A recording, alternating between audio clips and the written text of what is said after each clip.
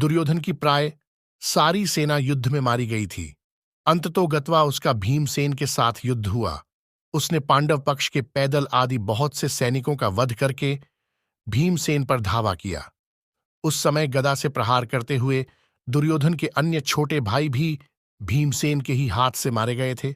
महाभारत संग्राम के उस 18वें दिन रात्रिकाल में महाबली अश्वत्थामा ने पांडवों की सोई हुई एक अक्षौहिणी सेना को सदा के लिए सुला दिया। उसने द्रौपदी के 5 पुत्रों, उसके पांचाल देशीय बंधुओं तथा धृष्टद्युम्न को भी जीवित नहीं छोड़ा। द्रौपदी पुत्रहीन होकर रोने बिलखने लगी। तब अर्जुन ने सींग के अस्त्र से अश्वत्थामा को परास्त करके उसके मस्तक की मणि निकाल ली।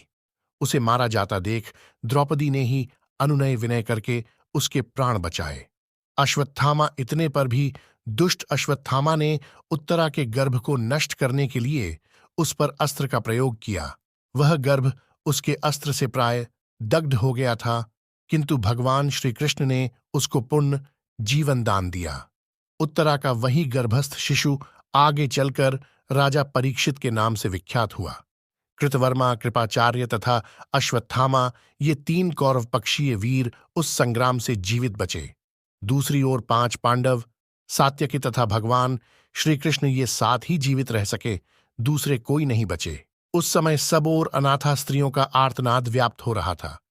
भीमसेन आदि भाइयों के साथ जाकर युधिष्ठिर ने उन्हें सांत्वना दी तथा रणभूमि में मारे गए सभी वीरों का दाह संस्कार करके उनके लिए जलांजलि दे धन आदि का दान किया। तत्पश्चात कुरुक्षेत्र में शरशैया पर आसीन शांतनुनंदन भीष्म के पास जाकर युधिष्ठिर ने उनसे समस्त शांतिदायक धर्म, राजधर्म, आपद्धर्म, मोक्ष धर्म तथा दान धर्म की बातें सुनी। फिर वे राज सिंहासन पर आसीन हुए।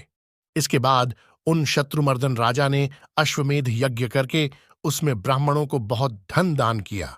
तदनंतर द्वारका से लौटे हुए अर्जुन के मुख से मूसलकांड के कारण प्राप्त हुए शाप से पारस्परिक युद्ध द्वारा यादवों के संहार का समाचार सुनकर युधिष्ठिर ने परीक्षित को राजासन पर बिठाया और स्वयं भाइयों के साथ महाप्रस्थान कर स्वर्गलोक को सिद्धार हुए।